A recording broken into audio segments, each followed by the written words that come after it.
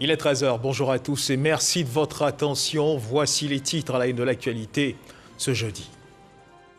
Conseil des ministres hier mercredi au palais présidentiel en présence du chef de l'État Alassane Ouattara. Le taux de croissance économique de la Côte d'Ivoire est estimé à 6,5% en 2021 contre 2% en 2020. Annonce faite par le ministre de la Communication, des médias et de la francophonie, porte-parole du gouvernement Amadou Coulibaly au terme du Conseil des ministres. Retour dans cette édition sur les points abordés au cours de ce conseil.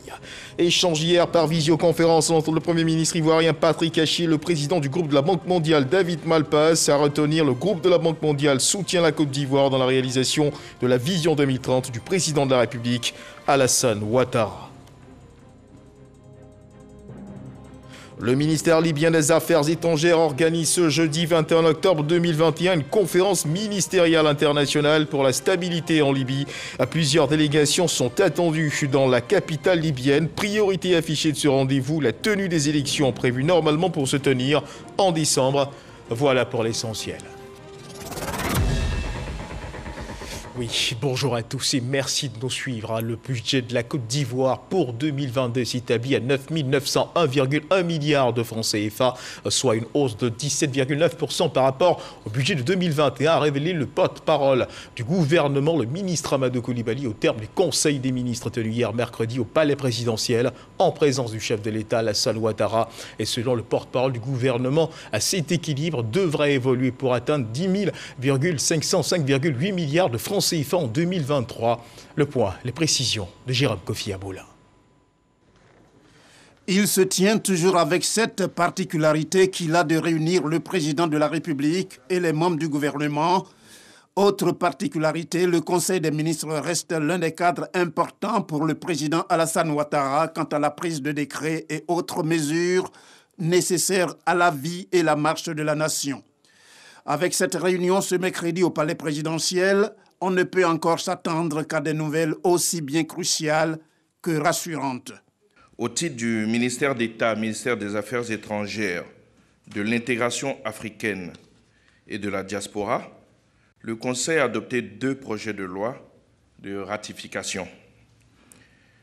Le premier autorise le président de la République à ratifier la Convention du Conseil de l'Europe sur la contrefaçon des produits médicaux et les infractions similaires, en abrégé Convention Médicrime, menaçant la santé publique, qui a été adoptée le 28 octobre 2011 à Moscou, en Russie. Cette convention organise le cadre international de coopération entre États en vue de mobiliser les pouvoirs publics, le secteur privé et les populations contre les faux médicaments et de les sensibiliser sur la nocivité des produits contrefaits, sur le trafic de produits médicaux contrefaits, sur la mise sur le marché de dispositifs médicaux ne remplissant pas les exigences de conformité.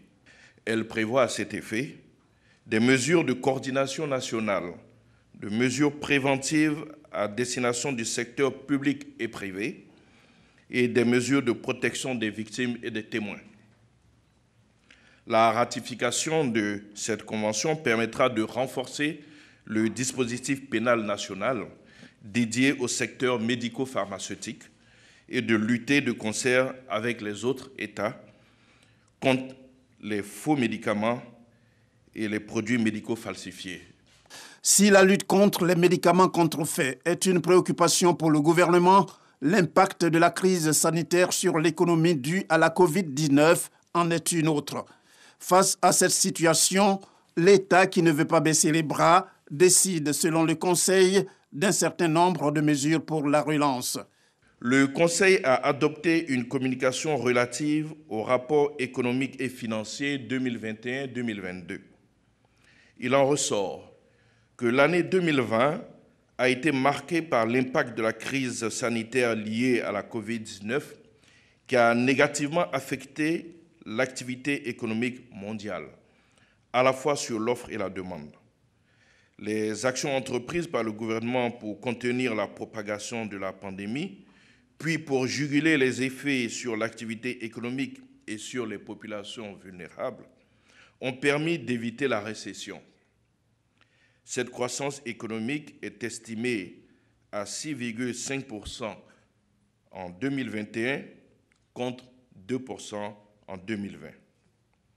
Elle a été portée au niveau de l'offre par le secteur de l'agroalimentaire, des BTP et des produits pétroliers, et au niveau de la demande par la consommation et les investissements.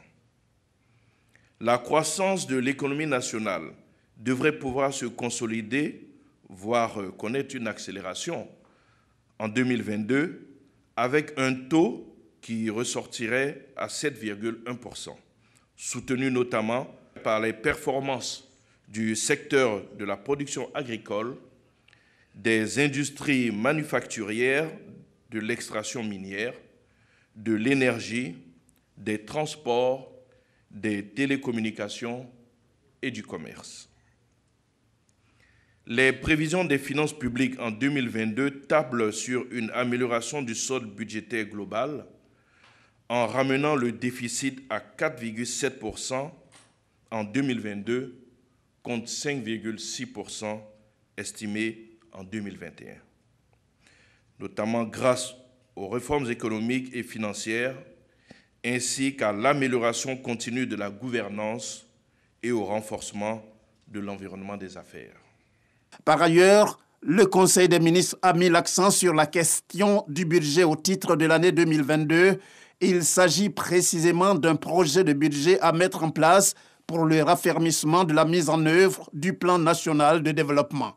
Le Conseil a adopté 2 projets de loi ainsi que les communications y afférentes. Le premier projet de loi est relatif à la loi des finances portant budget de l'État pour l'année 2022. Ce projet de budget est marqué par le contexte de reprise de l'activité économique après la contraction de l'économie mondiale enregistrée en 2020.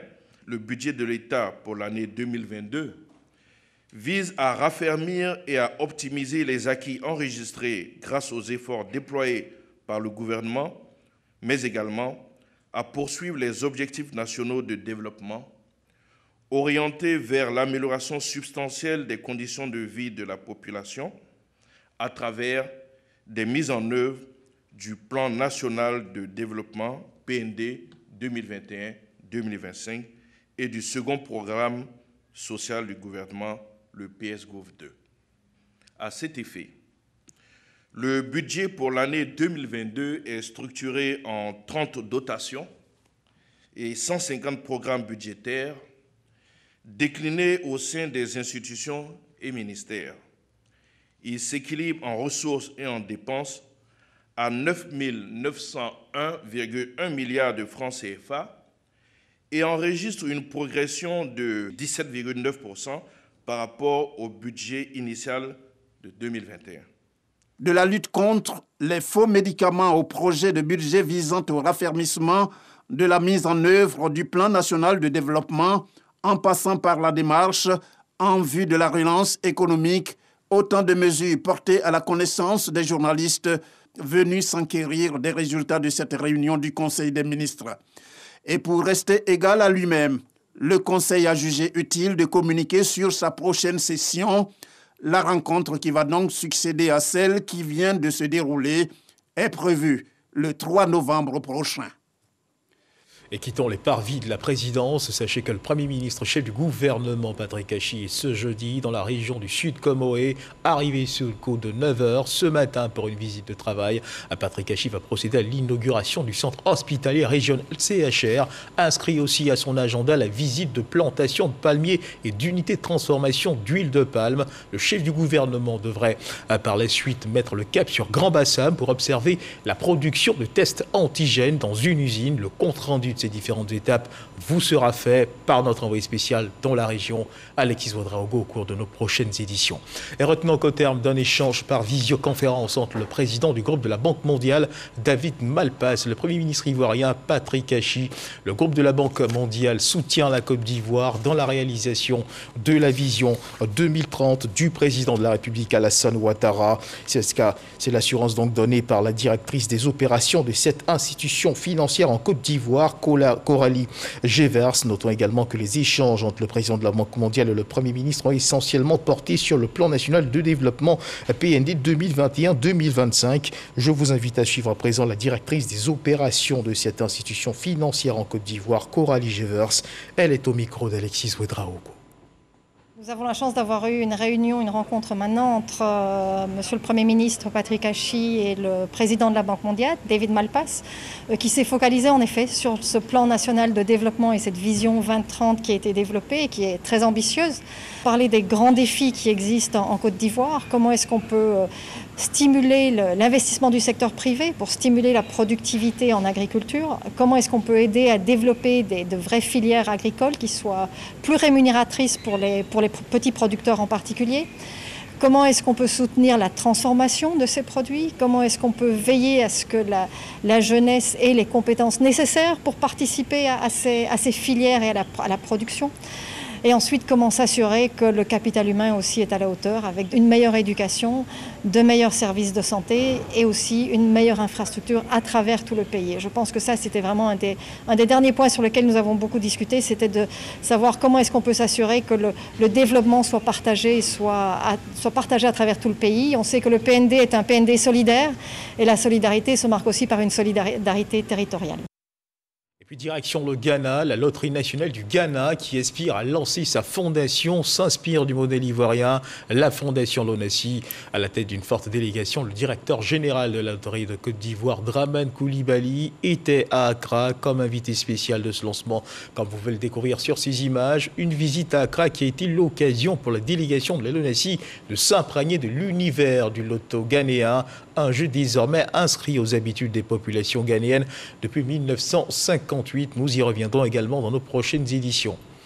Il faut continuer de faire attention, la Covid-19 est encore présente en Côte d'Ivoire, à suivre l'évolution de la maladie dans notre pays.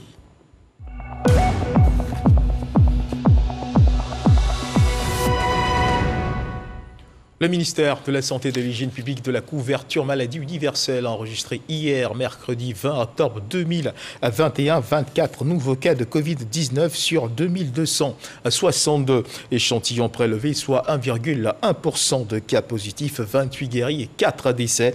À la date du 20 octobre 2021, la Côte d'Ivoire, notre pays, compte donc 61 113 cas confirmés, dont 59 602 personnes guéries, 689 décès, 822 cas actifs. Le nombre total d'échantillons est de 1 066 678.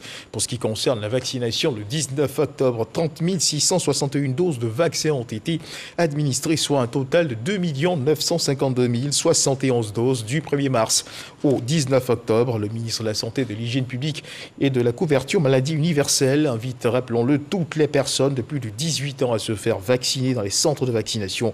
La vaccination contre la Covid-19 qui, rappelons-le, est gratuite et volontaire. Le ministre de la Communication, des Médias et de la Francophonie, porte-parole du gouvernement, Amadou Coulibaly, a procédé à l'inauguration du centre de santé intégré de Dieresson-Kaha dans le département de Korogo. Ce centre est doté d'une maternité et d'une infirmerie. Coût de l'ouvrage, 33 millions de francs CFA. C'est un don des cadres du Poro. Ami Sissoko. Dieresson-Kaha, village de la sous-préfecture de Karakoro, à 12 km de Korogo, a désormais un centre de santé intégré. La remise officielle aux autorités sanitaires et populations est effectuée par le ministre de la Communication, des Médias et de la Francophonie, porte-parole du gouvernement, Amadou Coulibaly. Ce centre de santé intégré d'une valeur de 33 millions de francs CFA est le fruit de la collaboration entre la mutuelle de développement de Dieresson-Kaha, la mairie de Karakoro et le conseil régional du Poro pour améliorer la santé des populations. Je suis fier de votre mutuelle pour avoir engagé les travaux de construction de ce centre et je voudrais vous encourager à continuer sur cette lancée pour le développement véritable de Dieresson-Kaha.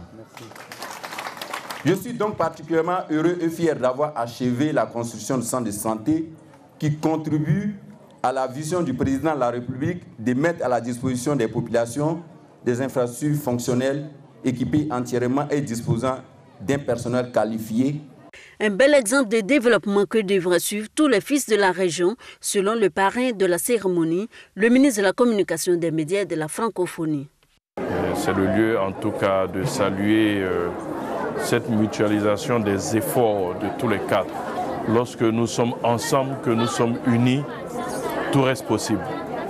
Et c'est appelé donc à davantage d'union, à davantage de cohésion, tout cela dans le sens donc, de l'amélioration des conditions de vie de nos populations.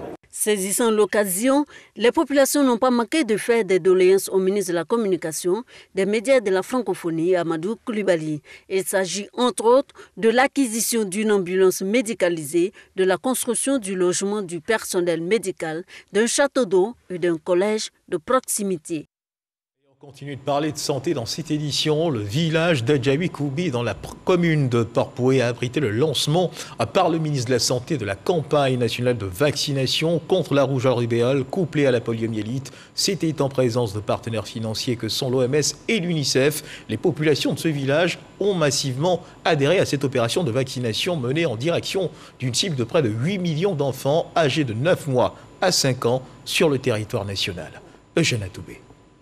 Je suis là pour faire le vaccin, pour éviter que mon bébé puisse avoir la maladie, la rougeole. Cette jeune fille mère habite à Adjaoui-Koubi, un village à Tchan dans la commune de Port-Boué. Dans ce village, les parents dont les enfants ont l'âge que cible la campagne nationale de vaccination se sont fait le devoir de répondre à cette offre vaccinale gratuite qui met à l'épreuve leur responsabilité de parents. J'ai vu qu'il y a un vaccin pour les enfants de 0 à 5 ans.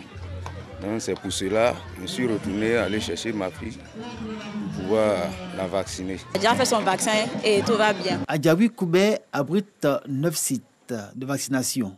D'un site à un autre, la même animation. Signe de l'intérêt que les populations portent à cette campagne nationale contre la rougeole rubéole intégrée à la vaccination contre la poliomyélite. Le programme élargi de vaccination PEV, le comité de veille sanitaire de la société civile du district sanitaire de Port-Boué-Vridi et la municipalité ont réussi la sensibilisation et gagné le pari de la mobilisation des populations. Nous avons eu plusieurs rencontres avec les différentes autorités locales. Et lors de ces occasions-là, nous avons lancé donc, des appels à mobilisation. Et nous avons demandé que chaque leader soit un ambassadeur auprès de la communauté en vue d'une forte mobilisation pour que cette campagne soit une véritable réussite. Le signe de vaccination, là, je vais partir, mais je vais attendre un peu parce que je suis occupée pour le moment. À Adjaoui-Koubi, où les besoins à tous les niveaux sont encore basiques, toute action posée dans le domaine de la santé est toujours bénéfice pour les populations et opportunité pour la municipalité. Adjaoui-Koubi était un petit village. Et ce petit village aujourd'hui est devenu une grosse contrée avec plus de 60 000 armes. Aujourd'hui, le ministre nous fait l'honneur de venir lui-même faire le lancement d'une campagne de vaccination qui permettra très certainement de protéger ces nombreux enfants. Si Adjaoui-Koubi a montré une adhésion massive et entière à la campagne nationale de vaccination contre la rougeole rubéole et la poliomyélite, c'est que le village voulait se montrer digne. Avoir été choisi au plan national pour le lancement de la dite campagne, il lui fallait relever le défi de la mobilisation. Et Adjaoui a réussi son pari, comme l'a fait observer le ministre de la Santé, de l'Hygiène publique et de la couverture maladie universelle. Durant toute cette campagne qui s'achève le 21 octobre prochain, Adjaoui-Koubi promet de maintenir le cap. Mieux vaut prévenir que guérir. Nous avons regretté ici 2 cas de décès d'enfants. Nous communiquons à travers nos radios de proximité qu'on appelle Adjaoui-Koubi, Adjaoui-Ndjekwale, radio de paix du village. Et le message est relayé. J'ai senti l'adhésion et l'engagement des populations donc, à suivre ce message. Nous devons tous aller à la vaccination. Je pense que nous ne devons pas écouter ce qui se dit dans les réseaux sociaux, surtout qu'on a les moyens de vérifier donc, ces informations qui sont complètement fausses. Partout ailleurs dans le monde, les gens vaccinent leurs enfants et personne n'en meurt. Donc il faut que les Ivoiriens se résolvent à vacciner leurs enfants. C'est une belle opportunité que le gouvernement offre à nos parents parce que aujourd'hui sur le marché mondial, il y a des ruptures de vaccins, mais la Côte d'Ivoire se donne les moyens d'avoir les vaccins. Au niveau de la rubéole et la rougeole, nous avons les vaccins, la poliomyélite également. Mais même la Covid, où aujourd'hui, je pense qu'il y a une tension au niveau international, la Côte d'Ivoire fait partie des pays phares de la sous-région à avoir les vaccins. Nous avons plus de 5 millions de vaccins et avec un stock qui est important. Donc tous ceux qui veulent se vacciner, c'est le moment. Sur les sites de vaccination d'Agayoukoubé, les enfants, mais aussi des personnes adultes, contexte sanitaire oblige et au nom d'un enjeu commun. L'occasion leur est donnée de recevoir leur dose de vaccin contre la Covid-19. Pour ce qui est du vaccin contre la rougeole, la rubéole et la poliomyélite, seuls les enfants dont l'âge est compris entre 9 mois et 5 ans sont concernés. Sur le territoire national, ils sont environ 8 millions à vacciner pour un taux d'atteinte de plus de 95%. Et loin de l'univers des seringues et des autres vaccins administrés, la fondation politique allemande Friedrich Ebert Stiftung a célébré ses 30 ans d'existence en Côte d'Ivoire. Cette cérémonie s'est tenue dans la commune de Cocody, occasion pour l'organisation de commémorer les valeurs de la démocratie sociale. Orphée Conan, Franck Quadio.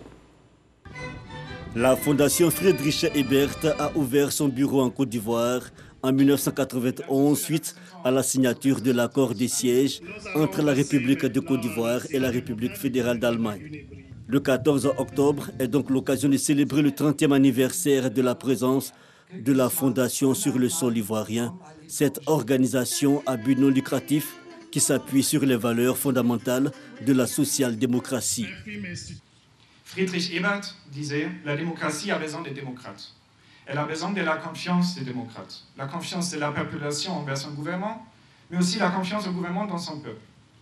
Depuis son avènement en Côte d'Ivoire, la Fondation œuvre pour la promotion et le renforcement de la démocratie et de la bonne gouvernance auprès des différentes administrations.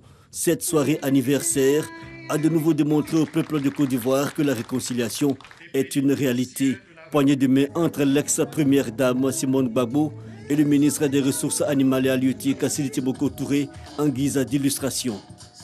La mission de la FES, qui est la formation des populations aux valeurs démocratiques, est d'autant plus importante de nos jours quand on voit la montée des voix antidémocratiques et antilibérales sur la scène de la politique internationale. La Côte d'Ivoire est reconnaissante de votre présence pour accompagner cette vision de paix, d'égalité et de justice sociale et de consolidation de la cohésion sociale.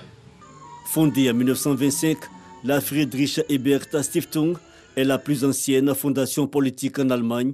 Elle doit son existence et sa mission à l'héritage politique de Friedrich Ebert, le premier président allemand élu démocratiquement. Voilà, la retraite n'est pas une fin en soi. Rassurez-vous, ceci n'est pas une affirmation gratuite. C'est autour de ce thème que se sont retrouvés les membres de l'association des retraités de la commune de Cocody pour la journée qui leur est dédiée, la journée des personnes âgées. Un grand moment de retrouvailles pour ces personnes du troisième âge, comme vous pouvez le voir en image. Pour rappel, la journée des personnes âgées a été instituée par l'ONU en 1990. Nous y reviendrons dans nos prochaines éditions.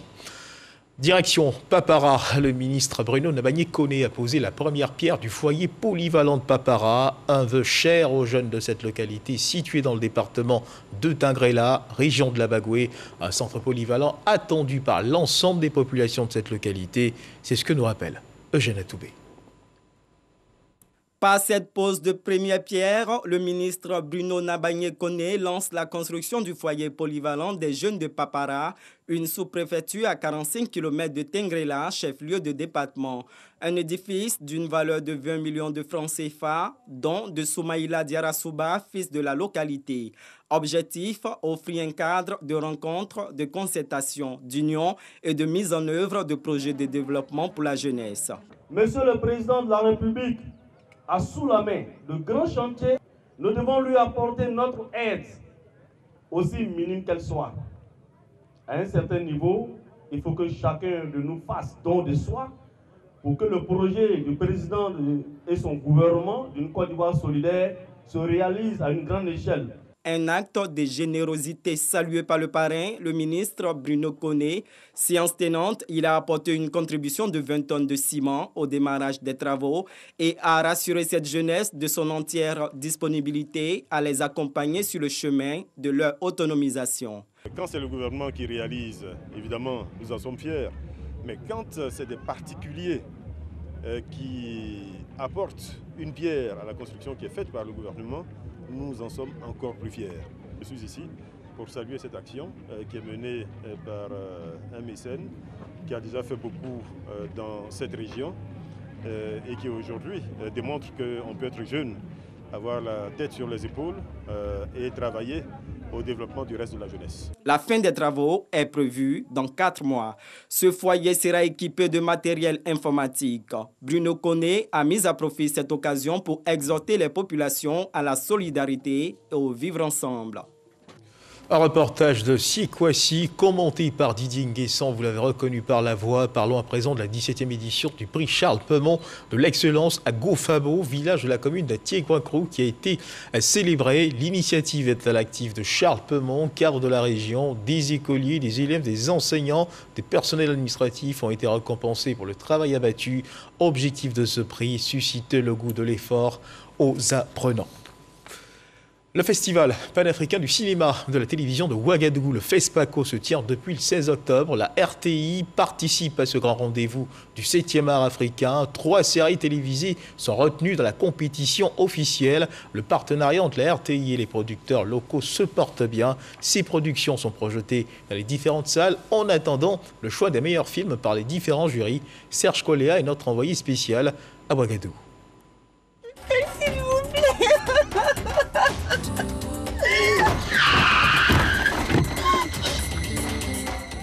Juste quelqu'un de bien du producteur-réalisateur Jean-Noël Bas est à l'honneur dans l'une des salles de projection au siège du FESPACO. Une constellation de têtes fortes du cinéma ivoirien qui donne au final une production de qualité. La RTI, coproductrice de ce 26 minutes de 17 épisodes, a bien été inspirée. Le film fait partie de la sélection officielle du FESPACO dans la catégorie meilleure série télévisée africaine. Les médecins nous ont rassurés un peu, mais il doit rester pour faire d'autres examens. Allez, mais je suis vivant, t'inquiète. Ce projet qui est un projet RTI, nous y sommes allés et avec beaucoup de plaisir. Je pense qu'on a une très bonne et franche collaboration qui nous a permis donc d'avoir ce programme et nous sommes fiers aujourd'hui qu'il représente la Côte d'Ivoire au FESPACO. Juste quelqu'un de bien, Voyage de rêve et La Villa d'à côté sont les 3 productions fruits de nos partenariats avec les producteurs locaux nominés en sélection officielle. Nous avons beaucoup d'espoir pour que l'une de ces 3 séries-là soit sélectionnée comme la meilleure série africaine. Les acteurs du 7e art en Côte d'Ivoire misent sur le soutien de la RTI pour s'affirmer au-delà du Festival panafricain du cinéma et de la télévision de Ouagadougou. Le premier réflexe qu'on a, c'est d'aller vers la chaîne de son pays pour dire j'ai un projet, j'ai envie de faire quelque chose. Je pense que la RTI devait toujours être le premier choix et que les autres chaînes doivent venir en deuxième choix. En plus du fonds SIC qui existe déjà au niveau du ministère de la Culture, ce serait bien qu'on dote la RTI de beaucoup plus de fonds afin que la RTI puisse vraiment participer au développement de cet écosystème. RTI Distribution entend poursuivre ses efforts pour accompagner efficacement les producteurs locaux.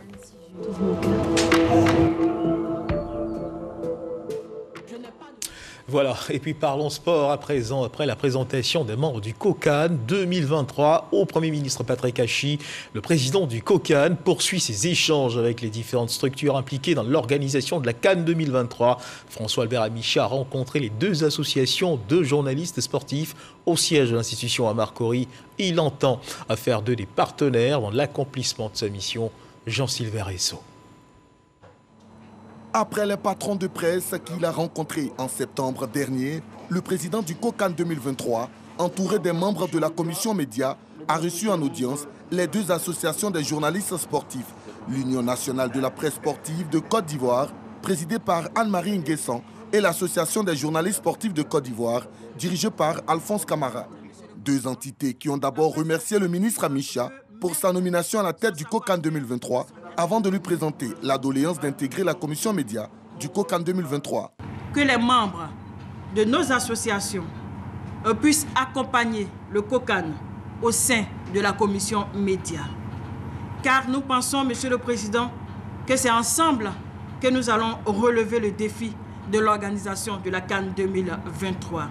François Albert Amicha a remercié ses hôtes et les a rassurés que la mission qui lui a été confiée par le chef de l'État, il la réussira avec l'implication des hommes de médias.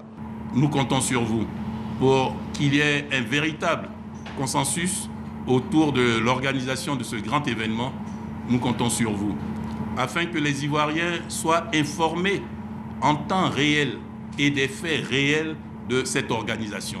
Nous allons vous demander à chacune des associations, à chacune des fêtières, de nous désigner 2 membres par fêtière que nous allons inclure dans la commission média. C'est dans une bonne ambiance que le patron du COCAN 2023 a dit au revoir à ses hôtes du jour. Dans l'actualité internationale en Libye, le ministère libyen des Affaires étrangères organise ce jeudi 21 octobre une conférence ministérielle internationale pour la stabilité en Libye. Plusieurs délégations sont attendues dans la capitale libyenne. Priorité affichée de ce rendez-vous, la tenue des élections prévues normalement en décembre est considérée par les partenaires de la Libye comme cruciale pour consolider la transition. C'est sur cette information que se referment les pages de cette édition. Merci de nous avoir suivis. Agréable début d'après-midi. Dieu garde la Côte d'Ivoire.